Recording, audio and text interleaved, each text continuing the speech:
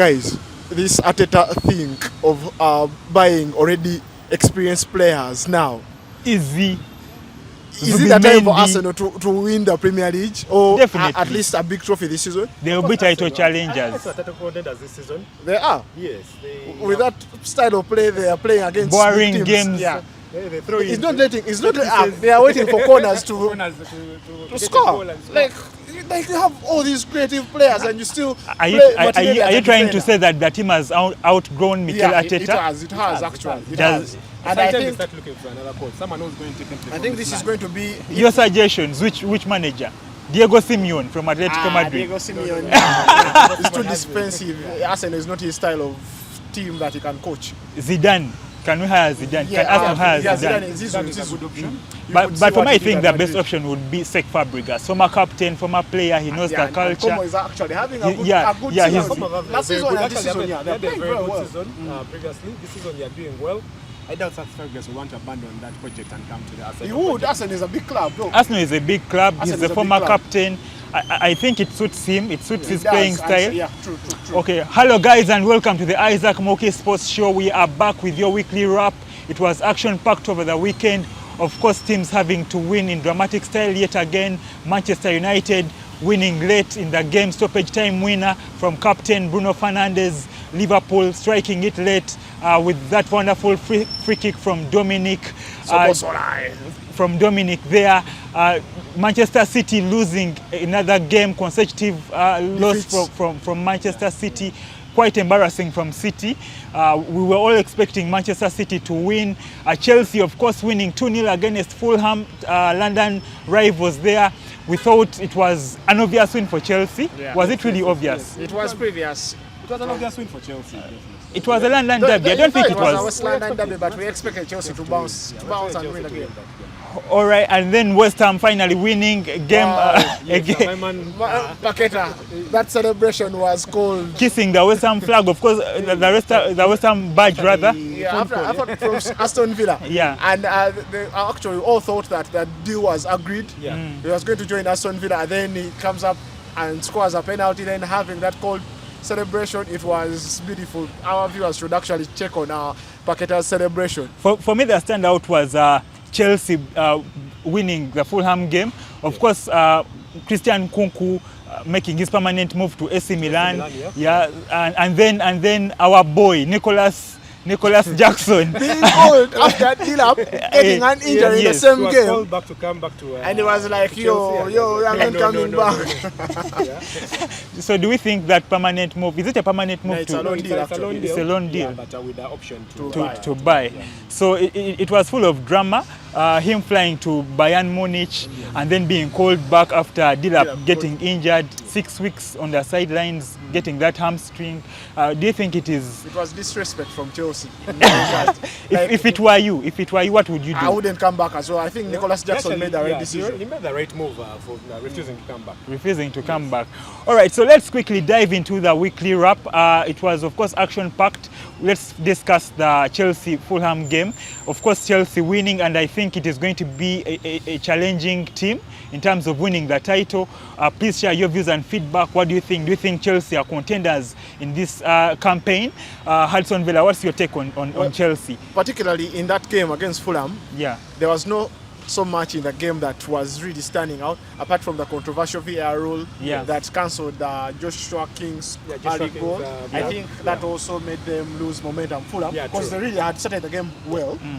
They had started the game well, getting that goal and being ruled out by VAR, and VAR coming out over the weekend saying that they made a blunder. So it was. I feel Fulham has been unlucky this season. They have had VAR decisions go against them. True.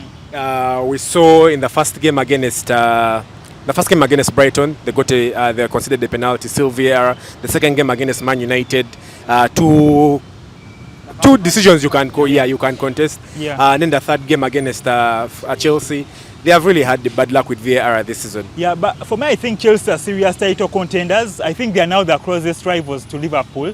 They are 7 points, right? 7 points. Chelsea currently unbeaten. 7 points. 7 points. Yeah. João Pedro scoring another wonderful goal, and then Enzo Fernandez stepping. Still no Cole Palmer, no problem. No Cole Palmer, no problem. So we think Chelsea. Do you think Chelsea will go close to challenging Liverpool compared to the Arsenal? My worry with Chelsea is I still see they have a thin squad. Yes. They have a screen. Are you sure about that? They have purchased, but okay. But they're not these players that are really ready to challenge for the title. Yes. If you could see, if Caicedo gets injured today, we know our backup midfielder in Lavia is always injured. Enzo Fernandez, I don't see Andre Santos coming up to step up bigger than him. I've seen Reece James play in that position. Yes. Back him up as well. But that's not his natural position. Yeah, true. But so with all these games, Chelsea is involved actually in all competitions. So that thin squad they have is going to cause problems to them. But they have quality players. They do have quality players. All right. So what do you think of Thomas Frank? He got his first loss of the weekend. The Thomas Frank engine was firing. Yes. We all thought they would come and challenge. We actually all predicted the win for Spurs. Against AFC Bournemouth. Yeah. But then they lost 1-0, not even scoring any goal in there. Yeah. It was quite a poor display from Spurs. Spurs, after winning the match against Man City, we really thought they were back. Really thought they were up there. They were going to probably contest for top 4. However, the game over the weekend showed us otherwise.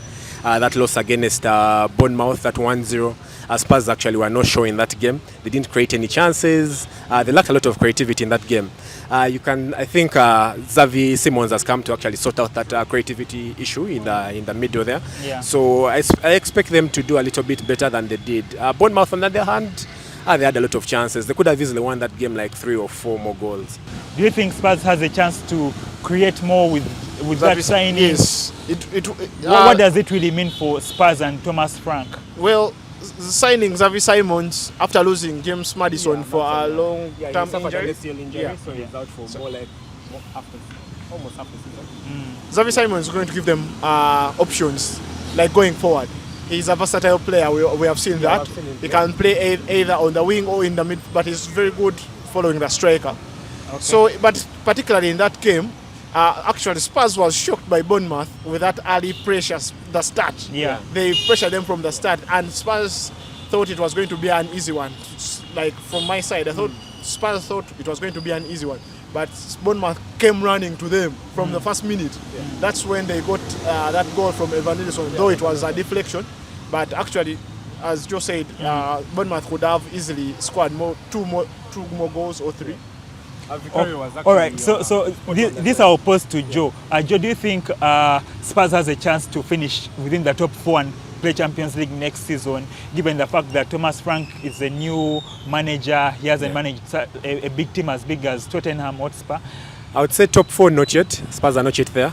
That game over the weekend showed us. At the end of this show, you and Hudson Villa will definitely predict your top 4. Yes, I will be able to predict the top 4, but I believe Spurs is not yet there. They still need a few more signings to get there. In my opinion, we can also see they're lacking a striker. Solanke. They signed Colomwani, but he didn't feature over the weekend. Solanke is actually out injured. Yeah. So they are lacking. They were lacking him over the weekend. All right, so let's quickly move to the Manchester City game. Of course, everyone thought Manchester City would come and challenge Bournemouth. We all know that Bournemouth in the past 2 seasons has been challenging Manchester City, giving it hard time. But this time round, we thought it was going to be a different playing style from Manchester City. Of course, Pep Guardiola with his new boys. But I think there's some kind of uncoordination. Yes, the cohesion is still not there yet. I don't know what is happening with Pep Guardiola and his boys. Is there some internal politics in Manchester City? Because even Anderson, his exit plan, it has been really so quiet. Kicking him out through the back door for me hasn't been something wonderful to see. Manchester City has lost quite some good players. is it Walker also moving Walker, out? Yeah, moving to Burnley. To Burnley, Akanji leaving. Inter Milan. He was one of the best centre backs. Yeah. So what's your view, Joe? Do you think what is happening in the Manchester City camp? Of course, Man City made about 4 changes to their squad that played over the weekend. We can really see that the DNA, Pep's DNA is still not there in that team. They really actually struggled. Haaland had a couple of chances. He could have killed off that game in the first half. However, he missed. He only managed to score 1. We feel Pep still has a little work to do for him to become a title challenger. Liverpool has set the bar really quite high for Pep. With all the transfers, yeah. Okay. So Pep still has some work to do, but we can never rule out Pep, as I said. Hudson Villa always says, City being City, they will definitely come back and win. City. So give us your view. What do you think about Manchester City making a comeback? Lost 2 games already early into the season. Our viewers, you can please share your feedback in the comment section. Do you think Manchester City will make a comeback and contend for the title? Pep Guardiola still has a lot to do. Please give us your views and feedback. So Hudson Villa, what do you think? Do you think Manchester City is going to come and challenge Liverpool Football Club? Our last podcast here, we all expected Man City to bounce back from the Spurs game. We felt like it will be more of a reaction from Man City. But Hasler knows how to play Man City, by the way. Yeah. He knows how to play Man City. True.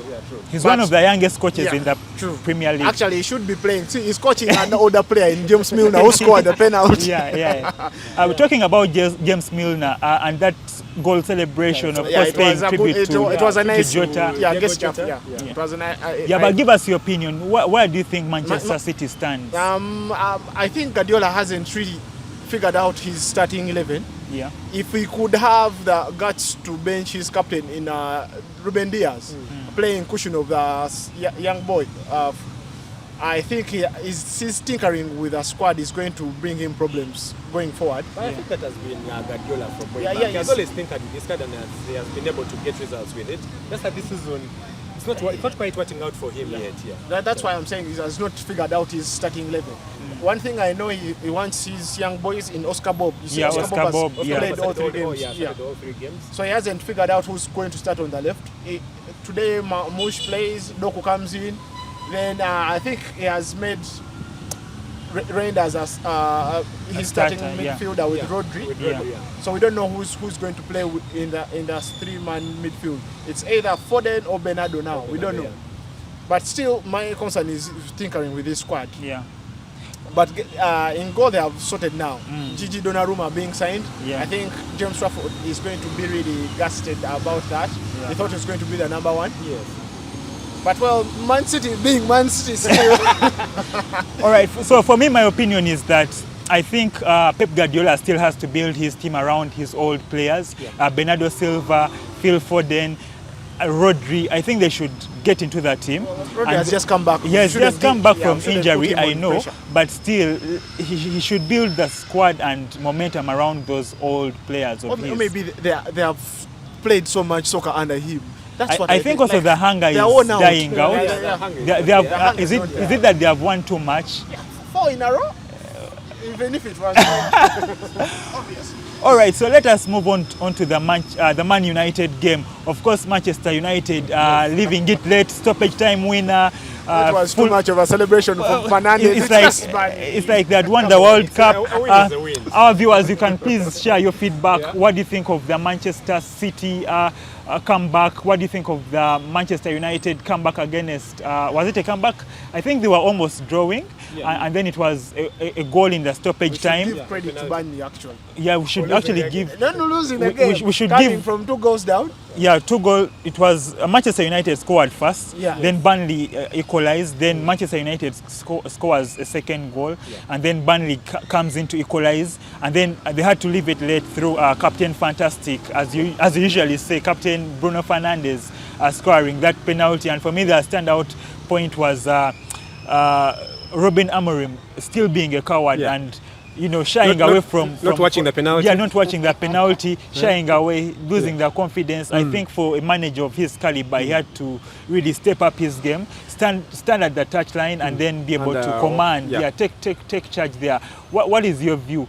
That Manchester United that we used to know back in the 90s, 92, in the class of 92, what does he really have to do? He has no time. All right. Manchester United are currently 5 points away from the top of the table. So are you saying they have a chance of being title challengers? Mathematically, they are still in it. Yeah. All right. And they still have a chance to protest against Grimsby. Yes. They still have that chance to protest. To appeal the result against. No, but I doubt they are going to do that. Yeah. So this weekend we expected them to bounce back and be able to win that game.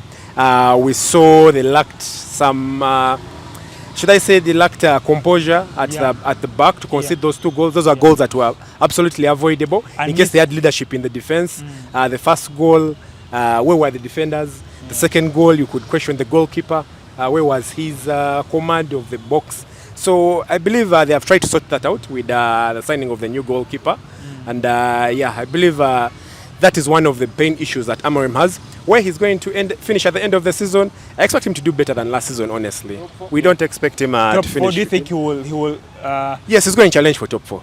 All right, so that's we're very confident in that. He's going to challenge for top 4. Do you think United will challenge for the top 4? Do you think Robin Amorim is still the right man to lead United throughout the campaign? I still have my doubts, but United not being in so many competitions this season. We are playing one game a week. We are playing one game a week. So they should be able to challenge. But see, clubs now come to Old Trafford. There's no fear factor at all. There's no fear factor. There's no coordination. For it. Yeah. But well, a win is a win. 3 points. A win is a win. At home, maybe it will be a booster for them. Yeah. Maybe it will be a booster for them going forward. But I think in that game, losing Cunha, I think also disorganized it. They lost Cunha to an injury earlier in the game. Yes. We hope it's not a long-term injury. Yeah. The pressure is too much, but then for me, I think they will finally click. But my worry is that they are missing so many chances. If you look at the chances that Brian Benu missed, they missed sitters that they really need to kill off that game. True. And then I think they also need to work on their back line. I think why isn't Benjamin Sesko starting? Why isn't Benjamin Sesko starting? Our viewers can still share their feedback in the comment section. Do you think the problem is Amorim? Why is he benching Benjamin Sesko? This is a killer striker we all knew in the Bundesliga. So we thought he would get into the team, integrate first time, and then be able to start games. But I think he's also losing confidence coming off the bench. Yeah. I think when he came to United, we were like, I'm going to be number 1. They have already showed exit to Hoyland. Like he was not in his plan, but bring in Sesko, he's fit. Let him play, let him get the momentum. Let him get up to speed with the rest of the team. Yeah. He will score goals. He's a young lad. All right. So let's quickly move on to the game of the weekend. Of course, Super Sunday there for you. Liverpool versus the Arsenal at the Anfield.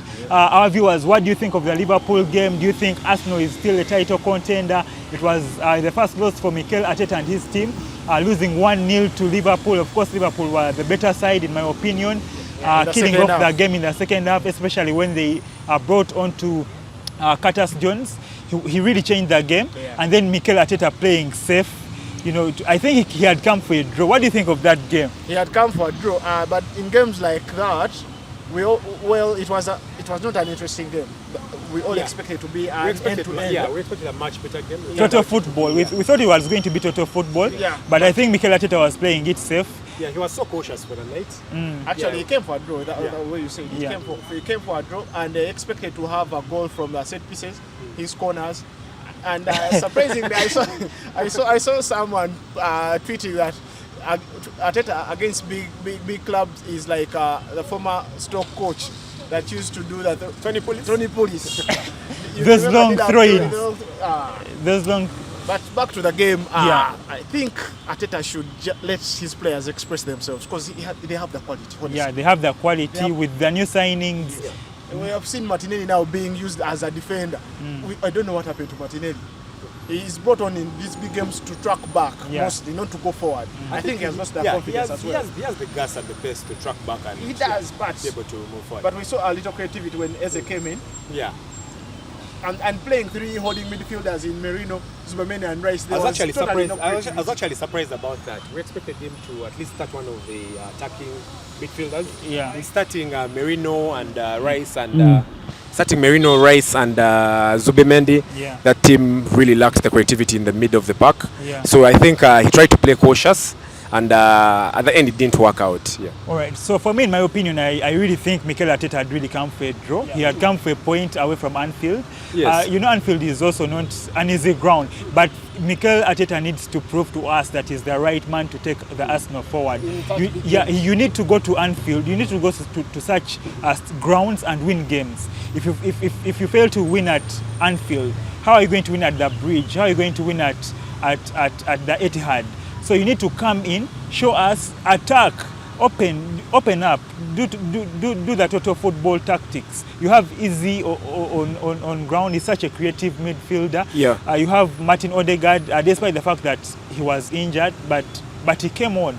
So he delayed. For me, he delayed to bring him on. He delayed to bring in those substitutions. We expected them at half time at least. Yeah. The fact that he had played first half very well, we expected that at the beginning of the second half, he should be able to bring in Eze and Odegaard and try to push for that win. But we didn't. He continued sitting back, and Liverpool actually gained that momentum and was able to at least get that goal that was able to get them the maximum points at Anfield.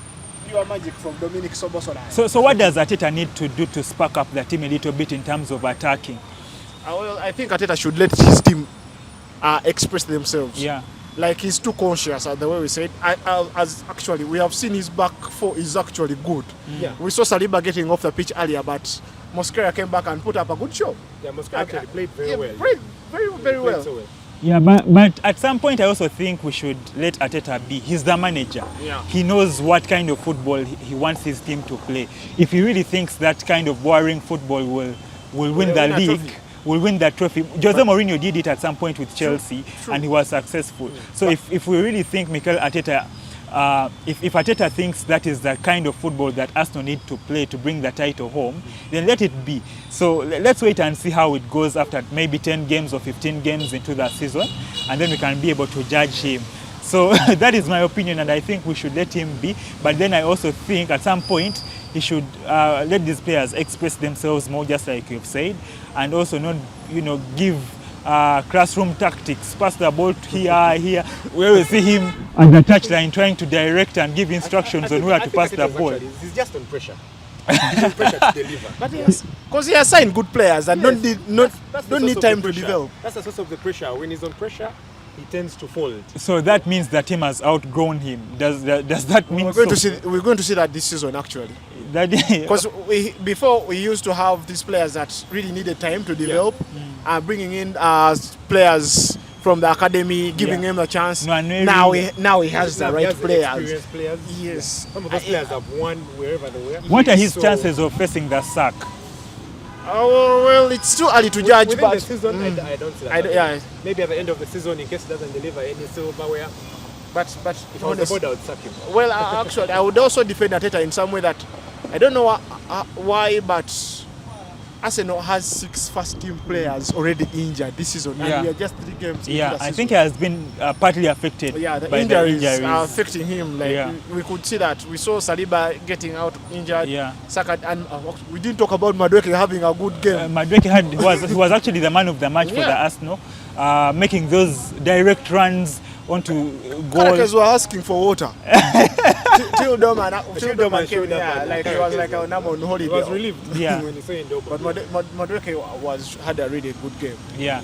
So I'll pose a question to our viewers. Do you think Madueke will outshine at Arsenal? Do you think he still has a chance to prove himself to prove himself that he's such a top player? Of course, media was... He can bench Saka. I don't really think. Saka is world class. Saka is Arsenal's best player. Yeah. I don't see him benching Saka, but I would rather see him coming as an option too. So let's wait and see how it goes. But I think Arsenal still has a chance to challenge for the title anyway. But let's not forget to talk about the current Premier League champions. Liverpool. Like they showed what they are made of. Yeah, Liverpool. I think they still have a chance, and they are favourites to win this particular edition. The addition of Isak into the team, they have the best attacking line in the Premiership. Currently in the Premier League, they have the best forward line. Yeah. They did their shopping very well in the summer. Yeah. Yeah, so we expect them to challenge once So again. their defense is kind of weak.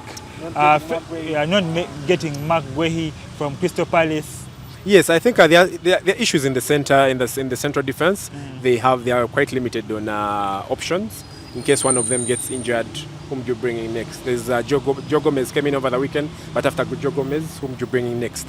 We expected them to sign Mark Guehi, and we all saw how that transfer ended. Yeah. But in the flanks, forget. Remember, Frimpong hasn't yet played. Yeah. Yeah, so we're still yet to see Still down Frimpong. with injury. Yes, remember Robertson is still in that team. So they have cover in the flanks. The issues in the center of the defense. All right. So our viewers, please let us know what you think of Liverpool Football Club. Do you think they will go all the way to defend the title? They have made quite some investments in there. I think they have spent the most. Yes, they've currently spent the most. 125 million pounds bringing in Isak. Three best players that the transfer has seen. Yeah. Isak, Fix, and Ekitike. Ekitike is a top signing there. So let's quickly move on to the transfers. Of course, Yes. the window is shut. Let us know what you think. I'm going to be asking Hudson Villa and Joan Duvule what they think of these top signings from these clubs. I'll quickly read out the names, and then you will be letting me know what your opinion is, whether you think the transfer is a hit, whether you think it is a miss, and whether you think it is too early to judge these specifics. So the transfer window shut, of course, with real drama as usual, as expected. Transfer deadline day, dramatic as it has always been across Europe. So I'm going to I want your opinions across the top transfers in the English Premiership. Just share with me what your opinions are, whether you think it was a hit for some teams, whether you think it was a miss, and whether you think it was too early. Let us start with Arsenal. Of course, please feel free to share your feedback in the comment section. Share your opinions. What do you think of the transfer deadline day and the signings that the top teams were able to make? Let's start with the Arsenal Football Club. Arsenal signing easy. Do you think that's a hit? Do you think that's a mess? Or I will start with Joan Duvule. Quick one, that's a hit. Premier League proven hit. Premier League proven hit. 60 million signing plus add-ons. That's in Eze. It's a hit. Victor Gyökeres. I still have my doubts. Too early to judge. I didn't give my opinion on Eze. I think Eze is a hit. Too early to judge Gyökeres. Gyökeres, I would say it's a hit. Gyökeres is a hit. I think for me, he's going to struggle against the top teams. Yeah. But he will be able to destroy the bottom teams. Oh, they're going to win big games if he's not showing up. For me, I think Gyökeres is too early to judge. He still has to integrate himself into that team. Martin Zubimendi, 51 million pounds from Real Sociedad. Arsenal is going to miss Party, but I think he's going to be a hit. He's a clever player. He's not so much of a physical player. I think he's going to develop into the best number 6 we have seen. All right, Joan Duvule, what do you think of Martin Zubimendi? In my opinion, it's too early to tell. Too early to tell. Yeah, too early to tell. We saw in that Liverpool game, he didn't control that midfield so well. All right, so let's move on to Christian Odegaard. By the way, before we move on, I think for me he will be a hit. He will be a hit. Christian Odegaard from Brentford, of course, signing him 15 million pounds. I think if he's fit, Odegaard will be a hit. In my opinion, it's a miss. Arsenal has enough backup in that position. They do. Remember, very still around? Very no. He's off to Hamburg. He's off to Hamburg. Okay. Yeah. Then, but no. I still stick to my opinion. He's a miss. He's a miss. What do you think, Hudson? Odegaard is more of a backup, so I think it is an okay transfer. Not a hit, but it's an okay transfer. They will just need him in edge. He has played in the Premier League. It's an okay transfer. All right, Kepa Arrizabalaga from Chelsea Football Club, 5 million pounds. First of all, I think it was a bargain for such a top, from 70 million. From 70 to 5 million. For me, I think, in my opinion, I think it's a hit. Nice backup. Nice backup. Yeah. It's a hit. It's a hit. It's a very good backup. All right. I'm glad you are agreeing to that one. Christian Mosquera. Hit. Yeah, he had a brilliant game over the weekend. I think he played so well. He played so well. I think it's a hit. Please share your opinions. Do you think these players are a hit, a miss, or it's too early to tell? Let's move on to the latest signing, Piero. That name is really hard to pronounce. Piero Hincapi from Bayer Leverkusen, that defender. He's solid. I think it's too early to judge. He's solid, but it's too early to judge. He's solid. What do you think, Joan Revoli? I think it's also too early to judge, but I also don't expect him to play so many games in Arsenal. Yeah. So Chelsea didn't register any signings, did it? Of course, no. I think it did. Joe Pedro. Yes, that's a hit already. That's a hit. That's a hit. Dilap. Too early to tell. Yeah, too early to tell. Yeah, but too early to tell. Okay, let's move on to Manchester United. The good Manchester United. Manchester United fans, please share your opinions and feedback. About Garnacho Chelsea.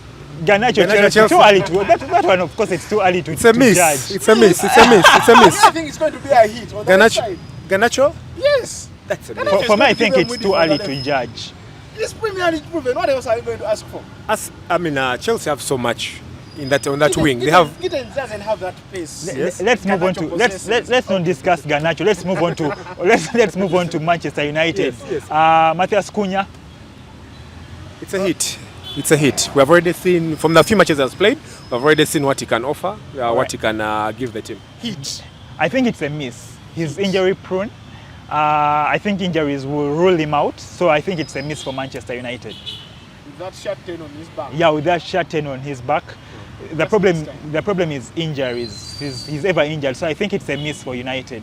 Let's move on to the next one. Diego Leon. Diego Leon, too early to tell. But I managed to see him during the preseason. He's good, but too early to tell. Yeah. Brian Mbeumo.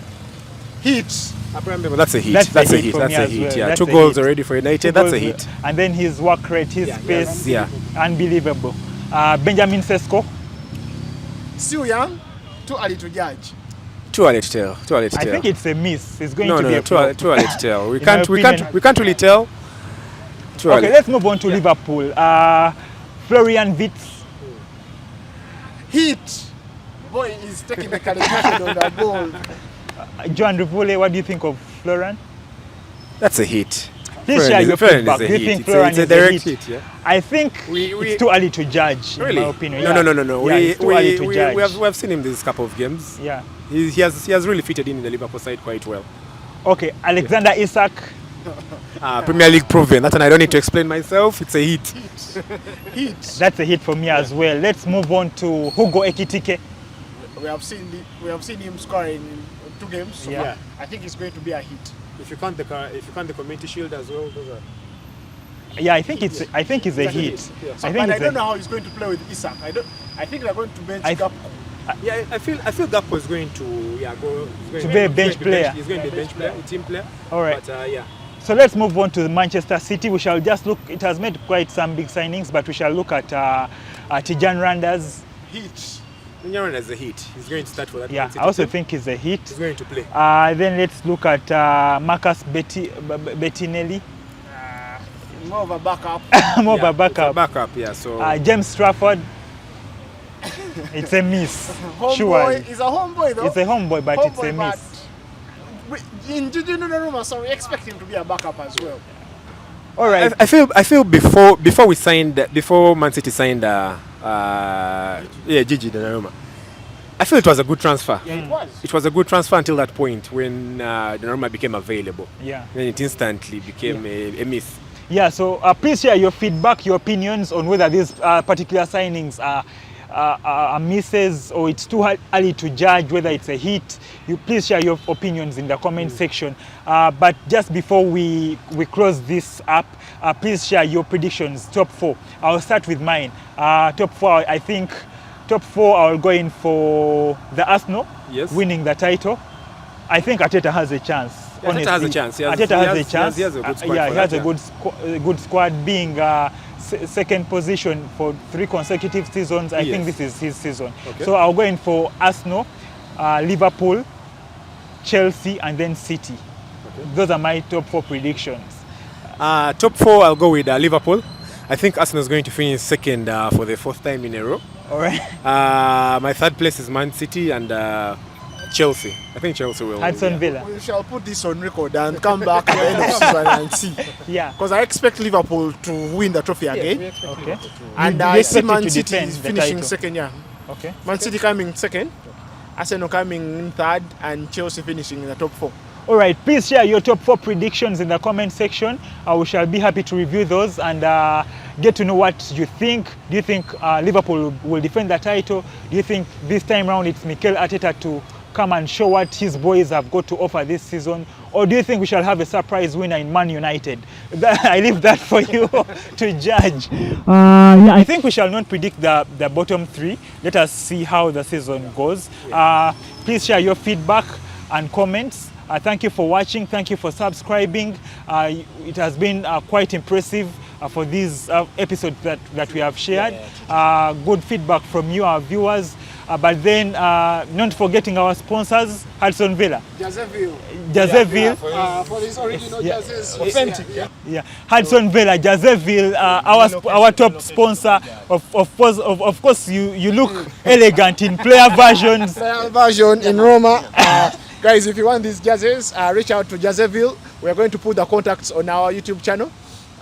It's located in Aroa Park, Nyumba.